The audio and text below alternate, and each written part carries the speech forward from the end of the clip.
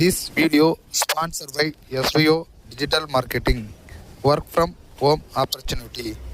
Join SVO Digital Marketing. Mobile based part-time job.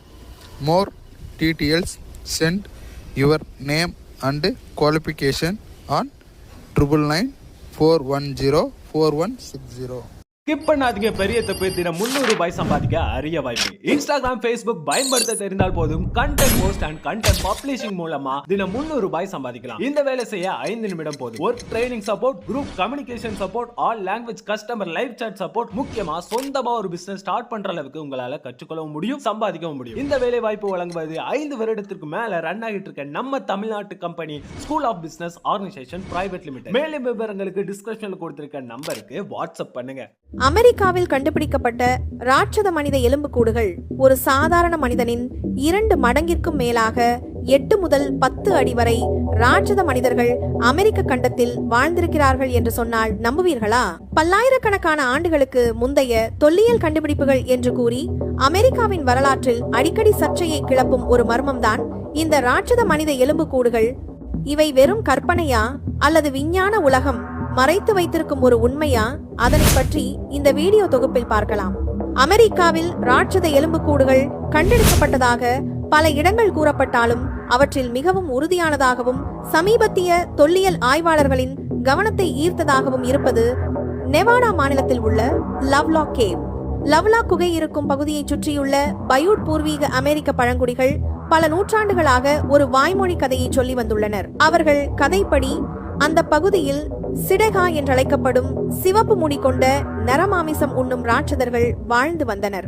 இந்த ராட்சதர்கள் கடலை கடந்து பெரிய நாணல் படகுகளில் வந்து தங்கள் பிரம்மாண்டமான உயரத்தாலும் பலத்தாலும் அந்த பகுதியை ஆதிக்கம் செலுத்தினர்.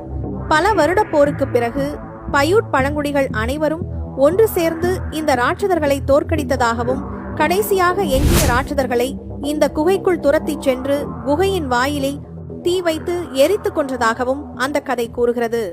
இந்த மர்ம கதைக்கு வலு சேர்ப்பது போல 1911 குகையில் உரம் எடுப்பதற்காக சுரங்கம் தோண்டிய தொழிலாளர்கள் பல அசாதாரணமான பொருள்களை கண்டுபிடித்தனர்.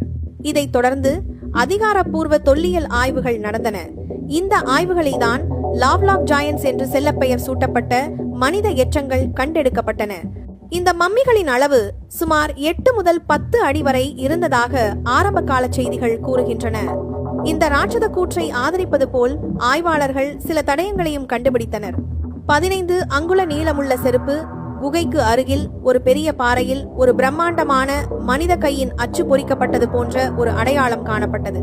குகையின் நுழைவாயிலுக்கு அருகில் தீ விபத்து நடந்ததற்கான தடயங்களையும் தொல்லியல் ஆய்வாளர்கள் கண்டெடுத்தனர். இந்த கண்டுபிடிப்புகள் சாதாரண மனிதர்கள் அல்லாத ஒரு இனம் இங்கு வாழ்ந்திருக்கலாம் என்ற சந்தேகத்தை இன்றும் தூண்டுகிறது. லவ்லாக் குகை கதைகள் மிகவும் கவர்ச்சிகரமானதாக இருந்தாலும் அறிவியல் உலகம் இந்த ராட்சத கண்டுபிடிப்புகளை ஒருமித்த குரலில் மறுக்கிறது. அறிவியல் மறுப்புகளுக்கு மத்தியிலும் ராட்சத மனிதர்கள் வாழ்ந்தார்கள் என்ற கருத்து ஏன் இன்றும் நீடிக்கிறது? காரணம், இந்த கண்டுபிடிப்புகளை அறிவியல் நிறுவனங்கள் மறைக்கின்றன என்ற சதித்திட்ட கோட்பாடுதான்.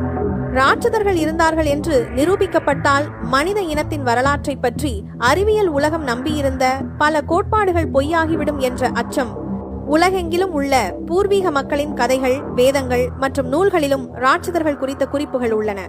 ராட்சத மனிதர்கள் வாழ்ந்தார்கள் என்பதற்கான உறுதியான ஏற்றுக்கொள்ளப்பட்ட அறிவியல் சான்றுகள் எதுவும் இல்லை.